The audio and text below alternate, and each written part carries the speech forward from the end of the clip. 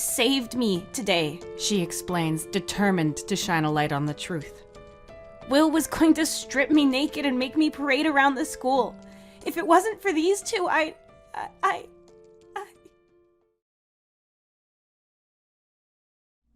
Having just raided the vending machine for as many snacks as her arms can carry, Tia scurries through the school halls and towards the room she uses to host her cross-dressing club. Part of her is getting the snacks as a thank you to Heath and Rain, and the other part of her wants to pig out and have fun with her new friends.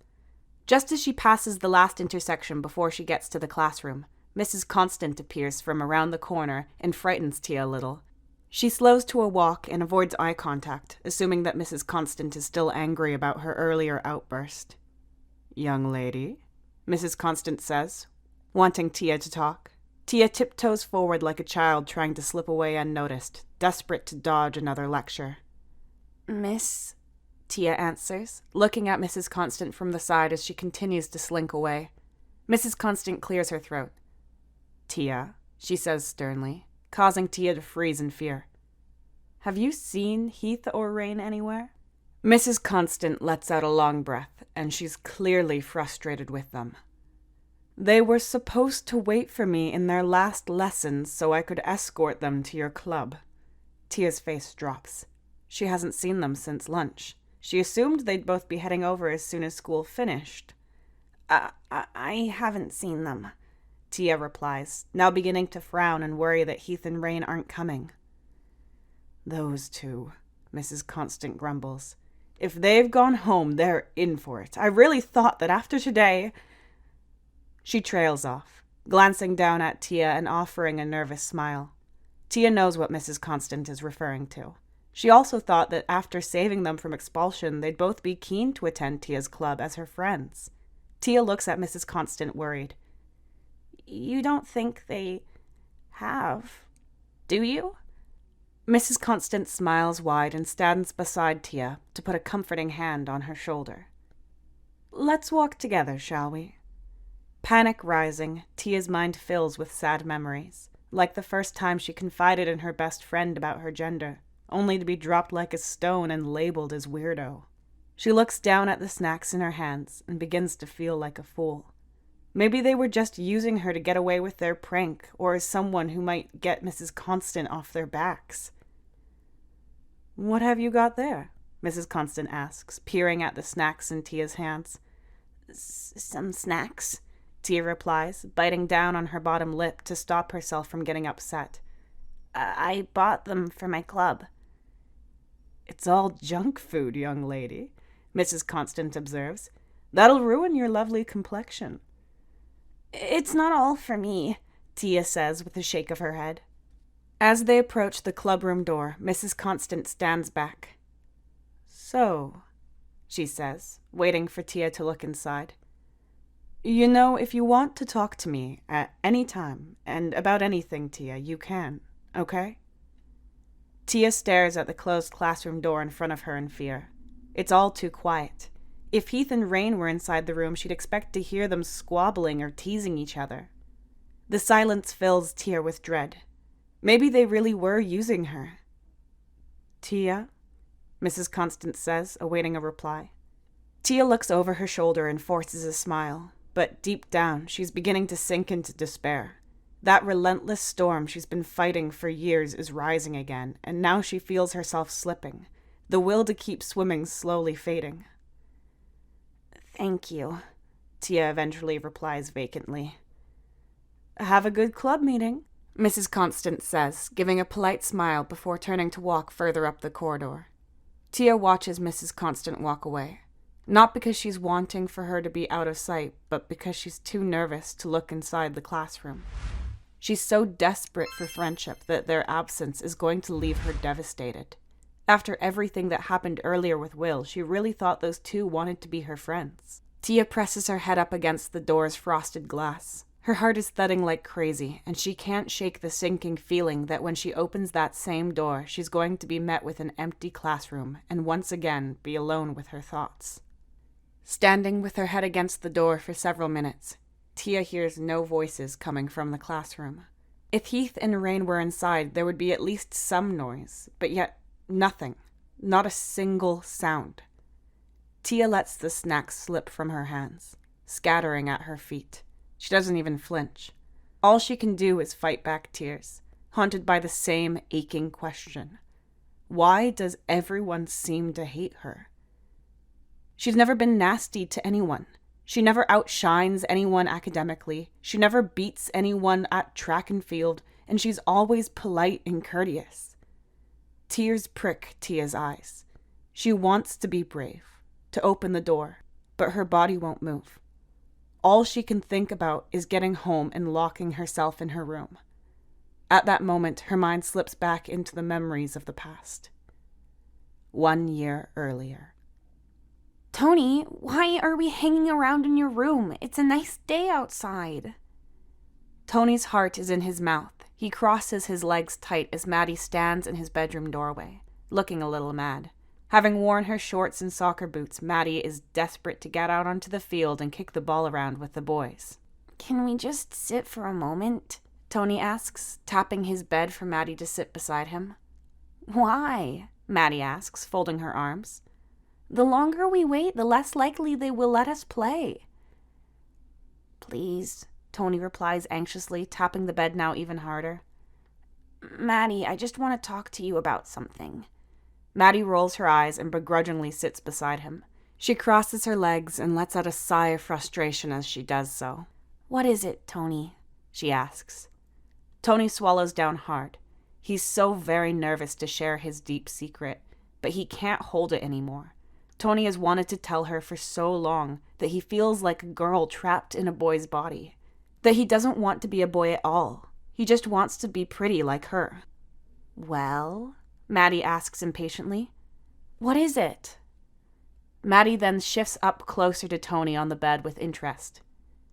Wait, she says suspiciously. You aren't about to confess your love for me or something, are you? Tony's face flashes red, and he becomes very flustered.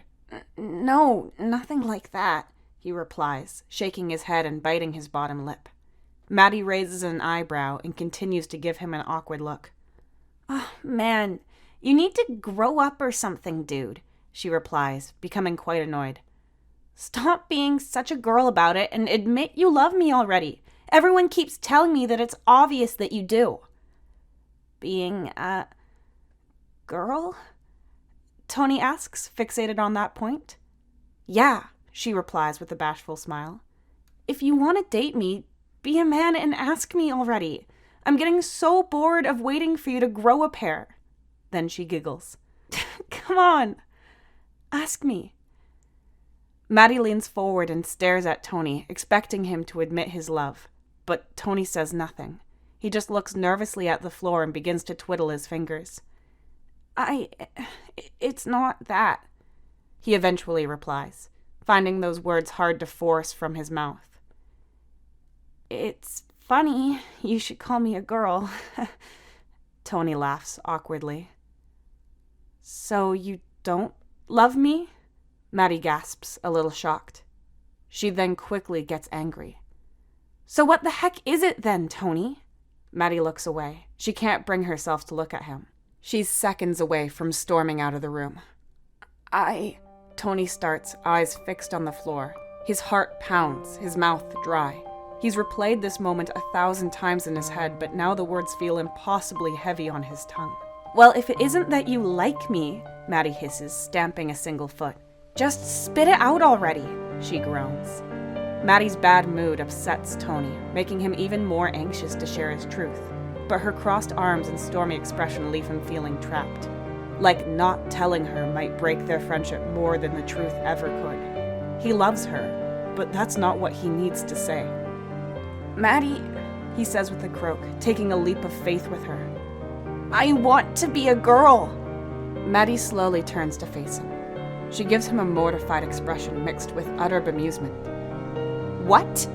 She says rudely, scrunching her face. You what?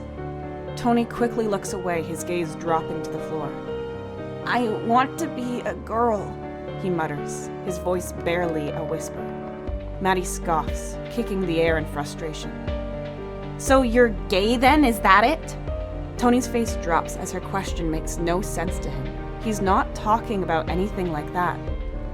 No, he says meekly. I think I'm a girl in a boy's body. Maddie doesn't listen. She's already stood up to begin pacing around the room. Oh, this is great, she complains and brings her hands to her face. She then stops, lowering her hands and stares directly down at Tony. Why on earth would you want to be a girl? She scoffs, then turns away to hide her face. You're perfect just the way you are. Why are you getting upset at me? Tony asks, deeply confused. I've wanted to tell you that for so long. I don't want to be a boy, Maddie. Maddie lifts her nose in disdain. I'm not upset, she snaps. I'm annoyed at you. Why would you say something like that to me, of all people? Tony looks down at his feet, tears welling up in his eyes. I needed to tell someone, he whispers, his voice cracking with the weight of his confusion. Slowly, he looks up at her, tears streaming down his face. You're my best friend, Maddie. I thought you'd understand. Some nights I'm so sad about my body that I cry myself to sleep. Maddie sees the tears in Tony's eyes, but they do nothing to soften her anger. Well, this is just great, she snaps in frustration. How the hell am I supposed to help you with something like this? You need a doctor or something, because honestly, that's not normal. Maddie? Tony gasps in sadness as his best friend scolds him. Oh, whatever, Maddie mutters, dismissing his vulnerability with a wave as she yanks open the bedroom door. Standing in the doorway, she lowers her head, keeping her back to him. After a long breath, she finally speaks. Tony, don't go, Tony cries out. Please, Maddie, talk to me. I can't do this, Maddie eventually replies, slowly closing Tony's bedroom door as she leaves. Tony stands frozen, as pale as a ghost, stunned by her reaction. He's so shocked he can't even breathe. His heart is feeling like it's ripping in two. The dark storm inside him swells, drowning every thought. Maybe Maddie is right. Maybe he is unwell. Present day. Tia's loneliness stings as tears drip from her cheeks. The storm clouds did shrink when Tia came out to her parents, but these days, it only seems to grow bigger with each passing day. She's proud of the courage it took to live as herself, but every day she's confronted with hardships. She thought Heath and Rain were different. That's why it hurts. Why? Tia mumbles through the tears. Why don't people want to be my friend?